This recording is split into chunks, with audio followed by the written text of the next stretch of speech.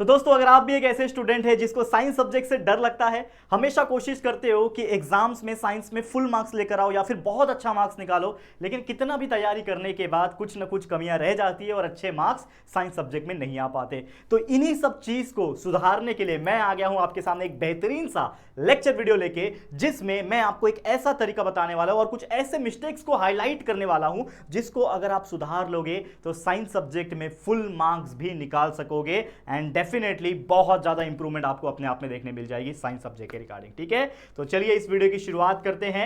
और अगेन, अगर आपको इस साइंस सब्जेक्ट के अलावा भी ऐसे वीडियोस अगर आपको मैथ्स या फिर सोशल स्टडीज के लिए भी चाहिए तो please let me know in the comment section, मैं जरूर से इसके ऊपर एक सेपरेट वीडियो बना दूंगा। तो आज का जो वीडियो है ये हर एक स्टूडेंट्स के लिए कॉमन है, चाहे वो 7वीं 8वीं 9वीं या फिर 10वीं में हो। खास कर ये जो वीडियो है 10th ओरिएंटेड भी रहने वाला है, तो 10वीं के बच्चों को तो बिल्कुल देखना है। और मैं चाहता हूं आप कोई भी स्टैंडर्ड के बच्चे हो, अगर ये वीडियो देख रहे हो तो जरूर से इन वीडियो को पूरा देखना, ताकि हर एक चीज को जो मैं बताने वाला हूं वो आपको समझ में आ जाए। साथ ही में अपने सभी दोस्तों के साथ शेयर जरूर करना, क्योंकि जितना शेयर करोगे उतना बाकी लोगों को भी तो पता चलेगा ना, तो प्लीज शेयर करते रहना। चलिए बात कर लेते हैं आज के इस वीडियो की। तो देखो, सबसे पहले अगेन हमारा ये जो टॉपिक है जिसका नाम है फुल मार्क्स कैसे निकाले। देखो, फुल मार्क्स का कहने का मतलब क्या है, हम देखो आपको ये पता होगा कि ये चैनल हमने पिछले 4-5 साल से बनाया हुआ है और कंटिन्यूअसली मेहनत कर रहे हैं। तो हमारा इंटेंशन क्या है कि अगर कोई बच्चा एवरेज है तो उसको और बेहतर बनाए, कोई बिलो एवरेज है तो उसको बहुत अच्छा बनाए, कोई अगर एवरेज बच्चा है उसको टॉपर बनाए, टॉपर जो मिडिल टॉपर था उसको एकदम एक्सट्रीम लेवल का टॉपर बनाए। तो हमारा ये मकसद है। तो कहीं ना कहीं यहाँ पे मैं जो वर्ड यूज किया फुल मार्क्स कैसे निकाले, तो इसमें जो तरीका बता रहा हूँ फॉलो करोगे तो फुल मार्क्स तो आएंगे। लेकिन अगर कोई बच्चा है इसको 80-90% भी फॉलो कर लेता है, तो जहां पे वो जस्ट पास हो रहा था या फिर एक एवरेज मार्क्स निकाल रहा था, तो बहुत ज्यादा इंप्रूवमेंट अपने अंदर ला सकता है। ठीक है, तो क्या होने वाला है बताऊंगा, लेकिन उसके पहले अगेन, अगर आप हमारे JR ट्यूटोरियल ऐप से पढ़ना चाहते हो, पेड कोर्स पेड बैच से पढ़ना चाहते हो, प्रीमियम वीडियोस देखना चाहते हो, तो हमारा JR ट्यूटोरियल्स का ऐप को डाउनलोड कर लेना।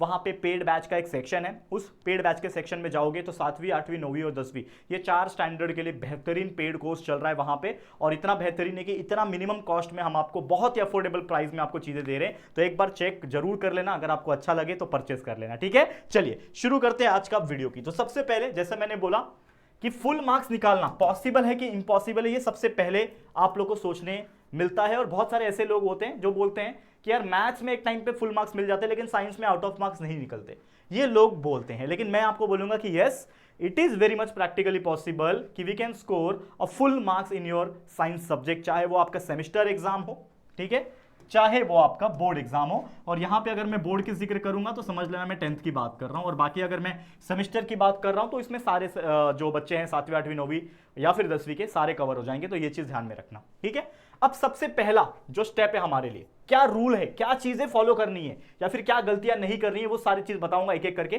तो रूल नंबर 1 हमारा ये बोलता है कि अगर आपको साइंस में अच्छे मार्क्स निकालना है, तो देखो जब हम क्वेश्चन पेपर हाथ में लेते हैं तो बहुत सारे ऐसे बच्चे होते हैं जो बहुत अच्छा पढ़ के जाते हैं, लेकिन 1 या 2 क्वेश्चन उस पूरे पेपर में ऐसे होते हैं जो आपको नहीं आता करने के लिए। तो हम क्या करते हैं, छोड़ देते हैं, सोचते हैं चलो यार एक क्वेश्चन ही नहीं आ रहा ना, बाकी तो सब लिख कर आ जाते हैं। तो मान लो 40 मार्क्स का आपका पेपर हो रहा है, तो आपने 36 मार्क्स का पेपर लिख कर आया और 4 मार्क्स का क्वेश्चन जो है वो आपको नहीं आ रहा है, क्योंकि 3-4 क्वेश्चन थे, वो 3-4 में से एक भी नहीं आ रहा। क्यों नहीं आ रहा? क्योंकि एक पर्टिकुलर टॉपिक आपने स्किप किया था, सोचा था कि ये नहीं पढ़ूंगा, ये एग्जाम में इंपॉर्टेंट नहीं है, नहीं आएगा, तो आपने क्या किया, स्किप किया था, तो गए आपके 4 मार्क्स। लेकिन अगर वही बच्चा जो हमारा रूल नंबर 1 फॉलो करता है, यानी कंसेप्ट क्लियर करो, रट्टा नहीं, क्योंकि कुछ बच्चे ऐसे होते हैं जो सिर्फ रट्टा मार के जाते हैं, कोई भी नोट्स कोई भी चीज फॉलो कर लेते हैं और ब्लाइंडली रटा रट कर जाते हैं। बहुत अच्छी बात है, रट्टा भी मारो, कोई दिक्कत की बात नहीं, क्योंकि ऑब्वियसली हमारा जो एग्जाम पैटर्न है, हमारा जो इतने सालों से चलते आ रहा है, हमारा जो एजुकेशन सिस्टम है, वो हमारा मेमोरी पावर चेक करता है, कितना अच्छा सा कोई रट्टा मारता है और कितना अच्छे से लिख पाता है।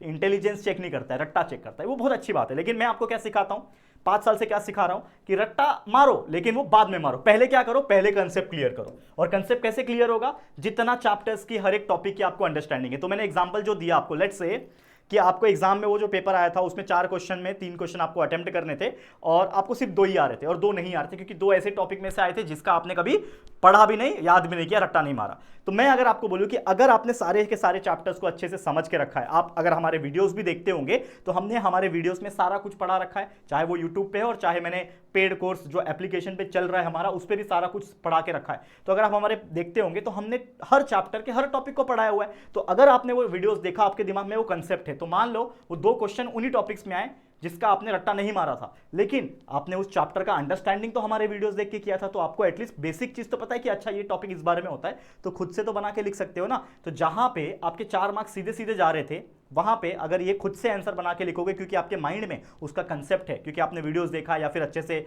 आपने अपने लेक्चर्स के दौरान अटेंड किया है, चाहे वो ऑफलाइन में हो या फिर ट्यूशन में हो या फिर कहीं स्कूल में हो, तो आपने दिमाग में है, तो आपने खुद से भी लिख लिया, तो भी 4 में से 2 तो मिलेंगे। तो जहां पे आपको 40 में से 36 मार्क्स 36 मार्क्स मिलने वाले थे, वहां पे 40 में से एटलीस्ट 38 मार्क्स मिलेंगे, और अच्छे से लिखोगे 39 मिल सकते हैं, और बाई चांस अगर आपने अच्छे से पढ़ाई किया होगा तो 40 में से 40 भी मिल सकते हैं। तो ये चीज मैं आपको सिखा रहा हूं आज, ठीक है। तो कंसेप्ट क्लियर पे ज्यादा फोकस करो। All the syllabus already present in our YouTube channel, तो आप 7वीं 8वीं 9वीं 10वीं कोई भी स्टैंडर्ड के हो, आपके लिए हमारे चैनल के ऊपर science, math, social studies, English, Hindi, Marathi के सारे चीजें प्रेजेंट है। आप प्लीज हमारे प्लेलिस्ट में जाके चेक कर सकते हो, या तो कोई भी टॉपिक को सर्च करना यूट्यूब पे, तो डायरेक्ट सर्च करो और आगे लिख दो बाय JR ट्यूटोरियल और सर्च बटन पे क्लिक कर देना, आपको हमारे लेक्चर वीडियोस मिल जाएंगे, उसको देखो, कंसेप्ट क्लियर हो। और मेरा एक सजेशन ये है कि जब भी आप हमारे लेक्चर्स देखोगे ना, तो 1.5x की स्पीड से देख सकते हो, जिससे आपका समय बचेगा। ये कोई बोलता नहीं है मेरे को वॉच टाइम कम आएगा चलेगा, लेकिन आप लोग का क्या होना चाहिए, टाइम बचना चाहिए, जो ज्यादा इंपॉर्टेंट है, और कंसेप्ट भी क्लियर होना चाहिए, ठीक है। अब इसके अलावा क्या है, नोट्स बनाओ। ये बच्चे नहीं करते, क्या करते हैं, सिर्फ मान लो लेक्चर्स कहीं से भी देख कर आ गए, वीडियोस देखा या फिर कहीं ऑफलाइन में जो भी है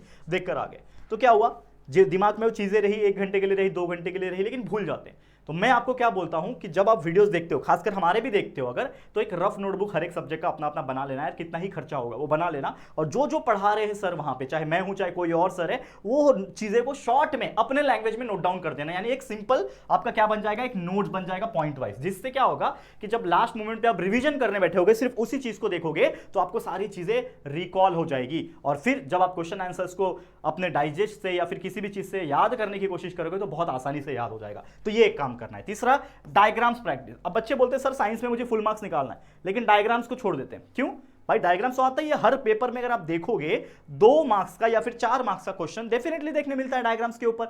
तो आपको जितने भी डायग्राम्स हैं आपके साइंस के बुक में हैं, वो सारे डायग्राम्स को एक बार खुद से हाथ से ड्रॉ करके प्रैक्टिस करना है। उसके जो लेबलिंग पॉइंट्स होते हैं उसको देखना है, क्या यूज है, flow chart point of view, ये सारी चीजें आपको क्या करनी है, प्रैक्टिस करनी है। ये करोगे तो डेफिनेटली और एक पॉइंट आपका स्ट्रांग हो जाएगा साइंस में फुल मार्क्स लाने के लिए, ठीक है। इसके अलावा और क्या चीजें हैं, नेवर अंडर एस्टिमेट ऑब्जेक्टिव्स। अब बच्चे क्या सोचते पता है क्या, ऑब्जेक्टिव्स का मतलब क्या होता है, fill in the blanks, match the following, ठीक है, ट्रू और फॉल्स हो गया।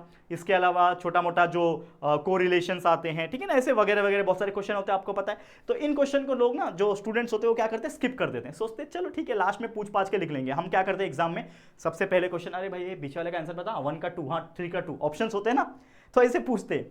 पर मेरे को एक बात बताओ, पूछने की जरूरत क्या, मान लो टीचर ने देख लिया, मूड खराब रहेगा, आपका पेपर ले लेंगे, ठीक है ना, आपका तो नुकसान ही है। तो आप क्या करो, ऑब्जेक्टिव्स को भी पढ़ो, fill in the blank, match the following, true और फॉल्स, ऑड मैन आउट, जो भी दिखते हैं वो सारी चीजों को प्रैक्टिस करके याद करके जाओ, समझ के जाओ, जिससे क्या होगा, किसी को पूछना नहीं पड़ेगा। और मान लो किसी से पूछा, क्या गारंटी है कि वो सच बता रहा है, आपको हो सकता है वो झूठ भी बता रहा हो, क्योंकि भाई वो चाहता है कि मैं फर्स्ट अंक निकालूं, आपको वो गलत बता देगा, खुद सही लिख देगा। ऐसा भी होता है, ये नहीं बोल रहा सब करते हैं, ऐसा भी होता है, ये चीज ध्यान में रखो। तो सेल्फ डिपेंडेंट बनो और जितना हो सके ऑब्जेक्टिव्स पे प्रैक्टिस करना। इसके अलावा बाकी क्वेश्चन आंसर जैसे मैंने बोला याद करने, चाहे वो डिस्टिंग्विश बिटवीन हो, गिव रीजन हो, शॉर्ट नोट्स हो, डिस्क्राइब वाले क्वेश्चन आंसर्स हो, या फिर जो भी नॉर्मल क्वेश्चन आंसर है। आपके पास नोट्स होगा, नहीं है, मार्केट में नोट्स मिलता है, मास्टर की, डाइजेस्ट, 21, ऐसे बहुत सारे नामों से स्टेशनरी पे बुक्स मिलता है। I am not promoting anyone, लेकिन आपको जो भी अच्छा लगे, आपके टीचर्स या फिर जो भी आपको लोग बोलते होंगे, उससे पूरा क्वेश्चन के आंसर्स लिखे होते हैं, प्रिंट करके अच्छे से याद करने में आसान होता है, वो ले लो, या फिर आपके स्कूल में जो लिखवा के देते होंगे उससे याद करो। तो याद जरूर करना, ये काम कर लेना। और इसके अलावा जो मैं बोला आपको कि प्रीवियस ईयर के पेपर्स आप प्रैक्टिस कर सकते हो, तो आप 10वीं में हो तो आपको प्रीवियस ईयर के क्वेश्चन पेपर तो इंटरनेट पे मिल जाएंगे डायरेक्टली, लेकिन अगर आप 7वीं 8वीं 9वीं के हो तो आपके स्कूल में आपको पूछ सकते हो टीचर से, या फिर आपके लाइब्रेरी वगैरह होंगे तो वहाँ से आपको मिल जाएंगे। प्रैक्टिस पेपर्स भी मार्केट में मिलते हैं, स्टेशनरी वगैरह पे आप लेके प्रैक्टिस कर सकते हो, इससे आपको कॉन्फिडेंस आएगा। इसके अलावा एक सबसे इंपॉर्टेंट चीज होता है न्यूमेरिकल्स। अगर आप न्यूमेरिकल्स का मतलब मैं आपको बताऊं सिंपल लैंग्वेज में, जो साइंस होता है, साइंस सब्जेक्ट, उसमें कुछ कुछ चैप्टर्स में, खासकर फिजिक्स वाले चैप्टर्स में न्यूमेरिकल्स होते हैं, जिसमें आपको क्वेश्चंस दिए होते हैं, जैसे a boy is travelling with speed of 50 kilometre per hour, it will reach from point A two point be in 30 minutes, find the distance, ऐसा कुछ क्वेश्चन आता है, तो इसको न्यूमेरिकल बोलते हैं।